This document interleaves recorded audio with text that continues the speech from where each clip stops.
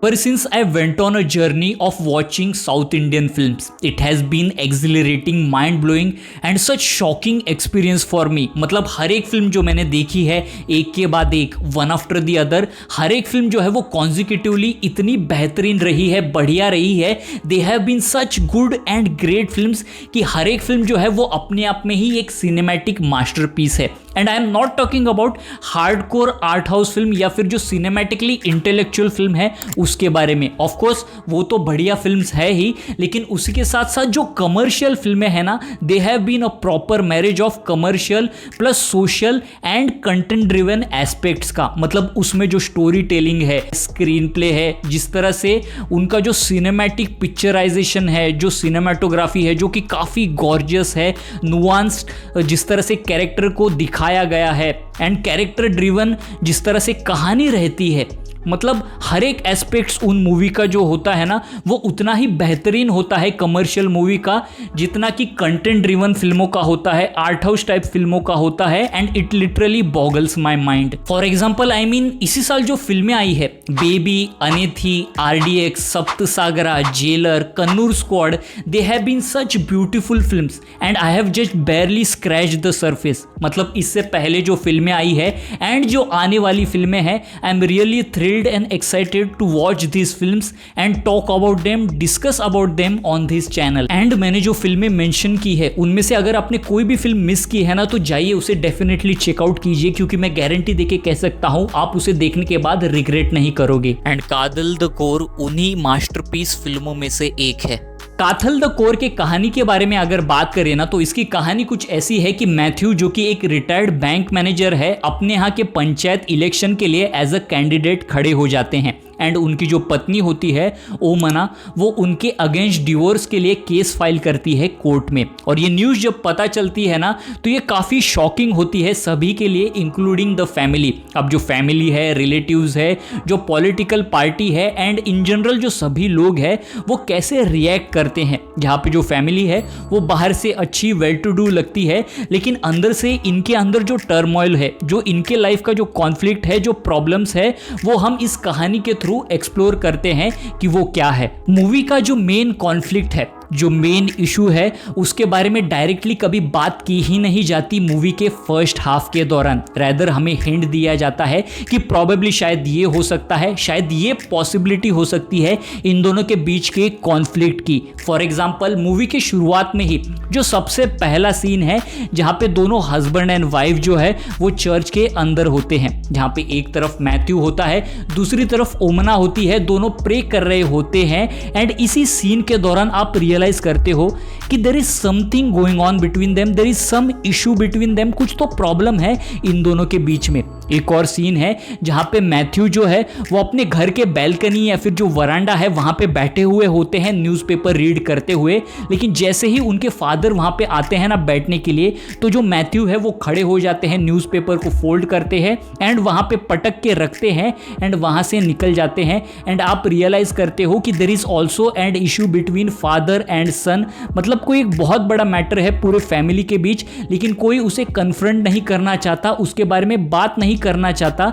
लेकिन जो to be panchayat leader है मैथ्यू, वो निकल जाते हैं दूसरे लोगों के प्रॉब्लम्स एंड इशू को एड्रेस करने के लिए, सॉल्व करने के लिए, rather than solving his own family problem, जो कि काफी एनोइंग लगता है, इरिटेटिंग लगता है, आपको एजिटेट कराता है, आपको अनइजीनेस फील करवाता है, लेकिन जो काफी एक रियलिस्टिक अप्रोच है, जो कि रियल लाइफ में भी शायद ऐसा होता है, खास करके मिडिल क्लास फैमिली के अंदर, जिसे ब्यूटीफुली हमें डायरेक्टर ने दिखाया है. इसके बाद फिर आपका सवाल होगा कि क्या फर्स्ट हाफ जो है वो बोरिंग है? नहीं, rather it is engaging and entertaining and smartly written screen play, जहां पे हर एक कैरेक्टर के थ्रू धीरे धीरे कहानी जो है वो अनफोल्ड होती रहती है. आपके सामने कुछ सवाल आते हैं जिसके आपको जवाब मिलते हैं, फिर कुछ सवाल आते हैं उसके जवाब मिलते हैं एंड ऐसे ही कहानी जो है वो प्रोग्रेस होती रहती है. फॉर एग्जाम्पल मूवी के शुरुआत में आपको ऐसा फील होता है कि क्या जो वाइफ है वो एक बैड गाय है, is she the one who is doing injustice with his husband.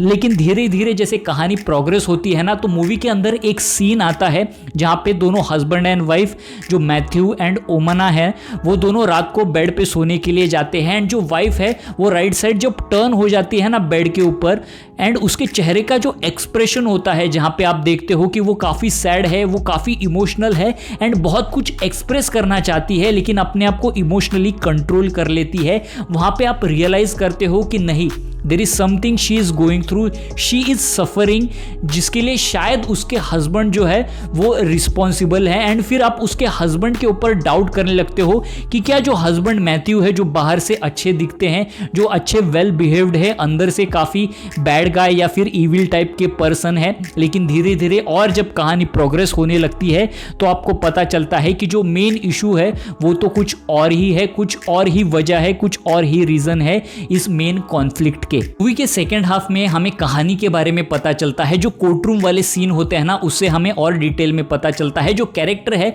उनके बारे में डिटेल में पता चलता है, जो कैरेक्टर्स की ग्रेविटी है, जो डेप्थ है उसे हम और समझने लगते हैं, अंडरस्टैंड करने लगते हैं, जो कि काफी हार्ट ब्रेकिंग फील होता है।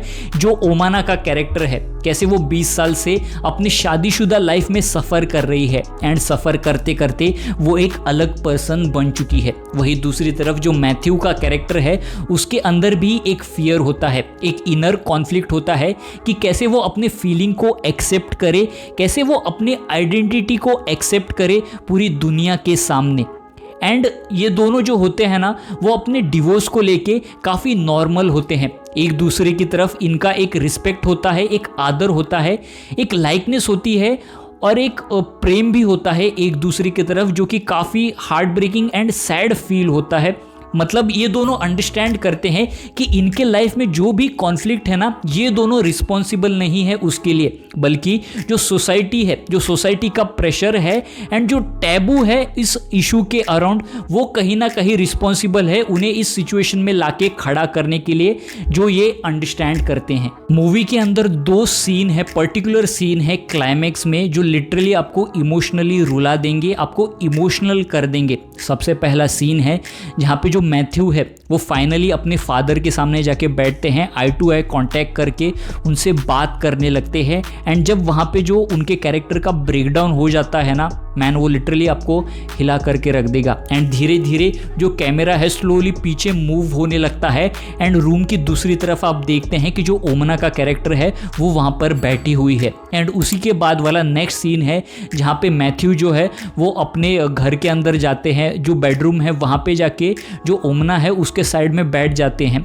एंड उनके बीच में कॉन्वर्जेशन होने लगती है एंड एकदम से दोनों एक दूसरे को गले लगा के पकड़ लेते हैं एंड रोना चालू कर देते हैं। एंड ये सीन भी आपको इमोशनल कर देगा, मतलब दोनों ही सीन जो है ना वो आपको इमोशनली हिला करके रख देंगे, आपके आंखों में ना आंसू आ जाएंगे लिटरली। बात करें एक्टिंग की ना, तो सभी ने बढ़िया काम किया है, क्लास काम किया है, लेकिन मेरे लिए जो 2 स्टैंड आउट परफॉर्मेंस थे ना वो थे Mammootty ji as Matthew and Jyothika ji as Omana. And दोनों ने ही इक्वली स्ट्रॉन्ग परफॉर्मेंस दी है। दोनों ने ही मिनिमल डायलॉग्स होने के बावजूद अपने फेशियल एक्सप्रेशन के द्वारा जिस तरह से कैरेक्टर को पोर्ट्रे किया है, मिनिमल जेस्चर एंड पोस्चर के द्वारा अपने कैरेक्टर को दर्शाया है, प्रेजेंट किया है, वो काफ़ी बढ़िया है, लाजवाब है एंड तारीफ के काबिल है। And special kudos to Mammootty ji, मतलब उनकी जगह पे कोई और एक्टर अगर होता ना तो वो भी शायद 2 बार सोचता इस रोल को लेने से पहले। लेकिन ममूटी जी जो कि एक वेल नोन, वेल रिनाउंड, एक रिस्पेक्टेबल एक्टर है मलयालम फिल्म इंडस्ट्री में, तमिल फिल्म इंडस्ट्री में, जब उनके स्टैचर का एक्टर जो है वो ऐसे मूवीज़ के अंदर एक लीड रोल प्ले कर रहे हैं एंड ना ही सिर्फ लीड रोल प्ले कर रहे हैं बल्कि इस मूवी को प्रोड्यूस भी कर रहे हैं, then it says a lot about an actor, about a person जो कि काफ़ी बढ़िया है, जो कि बोल्ड है, डेयरिंग है एंड काफ़ी एक ग्रेट मूव है मेरे हिसाब से। लेकिन सैडली ये मूवी जो है वो बैन की गई है कुछ कंट्रीज़ में, जैसे कि कुवैत एंड कतार में, क्योंकि ये उनके लॉ के अगेंस्ट जाता है। उनके हिसाब से ये एक कंट्रोवर्शियल फिल्म है। बात करें story, screen play, dialogue, direction, cinematography तो सभी कुछ बढ़िया है। एंड जिस कॉशन के साथ, सेंसिटिविटी के साथ इस कहानी को प्रेजेंट किया गया है, वो हर एक डिटेल हमें फ्रेम के अंदर, हर एक सीन के अंदर नजर आती है, जिसे ब्यूटीफुली सिनेमैटिक वे में इस कहानी को कैप्चर किया गया है और हमारे सामने प्रेजेंट किया गया है। उसी के साथ साथ इस मूवी के अंदर जो गाने हैं, जो बैकग्राउंड स्कोर है, वो भी बढ़िया है।